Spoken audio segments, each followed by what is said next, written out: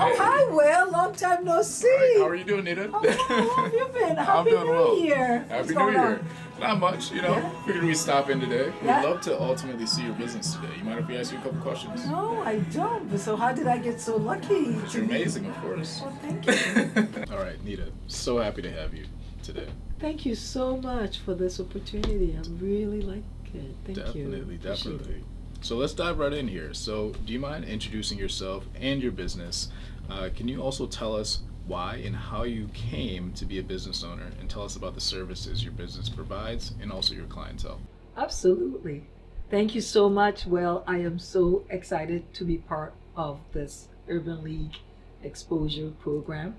My name is Nita Brown, and I am the owner and designer for Mansawear. So Mansawear designs ready-to-wear and custom clothing. We are located on Park Avenue, Rochester, New York. I design elegant, sophisticated garments using bold and vibrant and modern themed Ghanaian fabrics. And the Mansawear process, it's very elegant, it's also very simple.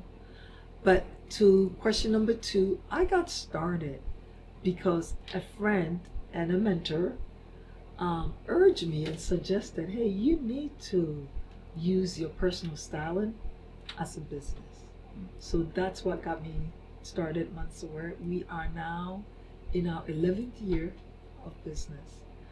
And I cater to women 35 years and above, age 35 and above, with a discriminating taste, and women who are interested in elegant clothing, quality, who have emotional connection to the clothing they wear, and that's what I do. Now, we still have a tiny minority, maybe 5% of clothing I do is for men.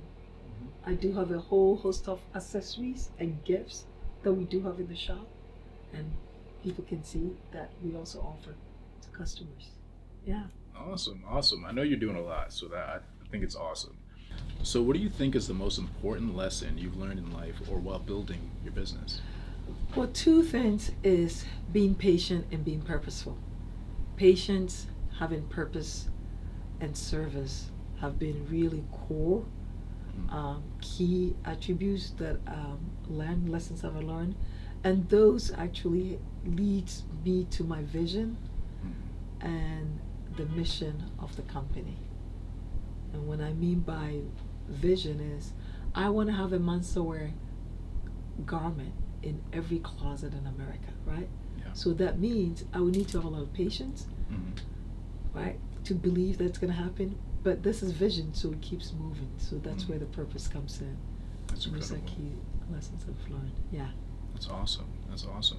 So, can you share some personal habits or leadership practices that you believe have been key to your success as a business owner? Three that I can think of that comes top to mind: being disciplined, fostering relationships, and catering to my team, helping my team to helping my team in their growth. Those three things I think have been key to my success as a business owner. You know, the discipline, staying the course, right? Fostering relationship, that's how we here. Yep. Well, right? You were my model how many years ago? Yep. A long time Very ago. true, yeah. Yeah. And creating an environment to grow your team and empower your team. Yeah. Yeah, those three. That's awesome. That's awesome. So, who are your personal role models or mentors, and how they influence your ideas about innovation? I actually have two mentors, Lance Drummond and Teresa Mazzulu, and both of them have been key, apart from helping me with the nitty-gritty of, business processes and moving on to the next level. They've been key as when it comes to innovation, really making me grow, expand my horizon, especially in the fashion industry. Like right now, a lot of things about AI. How is AI impacting the business? How can I think of AI innovatively to help me move to scale up to the next level? So I'll say those two. Yeah. Okay. Awesome. Awesome. So if you could have dinner with any business leader, past or present, who would it be, and also why? It would be my grandmother Mansa. So I named my business after my grandmother Mansa, and I also named my daughter after her. And the reason is because of her philosophy, her simplicity, and her global perspective on life, right? These led me, right, her business acumen. I learned of the term and I practiced diversification of financial assets before I formally learned it in business school. Wow. She was never formally educated, but she ran and owned a bunch of businesses in Ghana that they still produce and earn income for her heirs. Wow. Right? So when when I think of a business person, that's her. My Wow. grandmother Mansa. That's incredible. And by the way, Mansa means the number 3. It's the birth order. So in Ghana, she was the 3rd consecutive girl born to the same mother. Wow. So that's what Mansa means. Of 3, the number 3. Okay. So, yeah. All right. Yeah. That's awesome. That's awesome. So, speaking about like passions, like what are you most passionate about outside of work? And how does this passion influence your leadership or your perspective on business? One of my greatest passion is community outreach, community service, and it's because I've got so much back from this community, right? Yeah. I came here to work for Kodak, and now I own my own business, and I've had so much tremendous support. We are in our 11th year of business. Yeah. And so I sit on the board of Borinkin Dance Theater, which is a dance group for youth. It teaches kids, it nurtures, teaches them discipline through their art of dance. And so I'm on the board, I follow them, I go to their events. I also do a lot of mentorship, young professionals, young people coming up and give internship. So that's one big way I spend my passion in the community.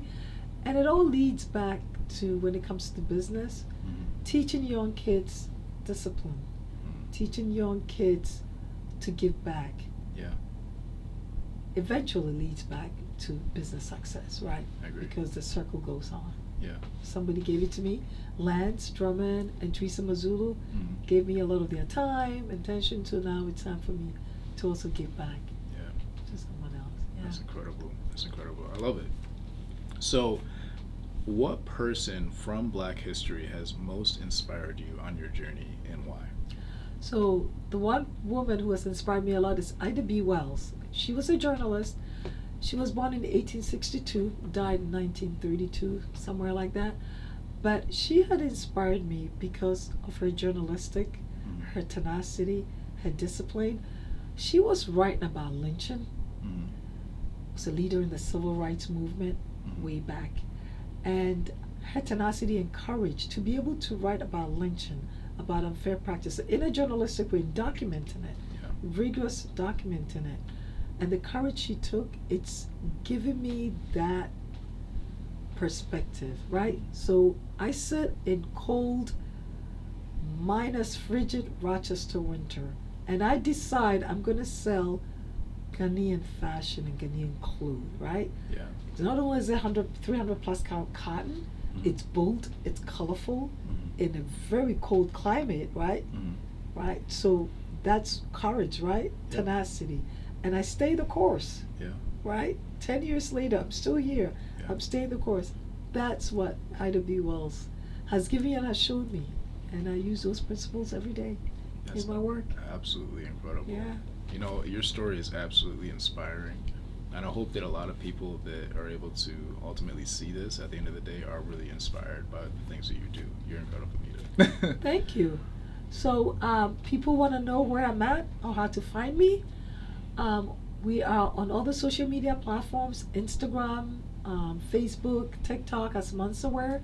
You can go to our website, www.mansawear.com. You can call us at 585-267-9960, or we are located at 367 Park Avenue in Rochester. We're right across from Magnolias Park in Oxford.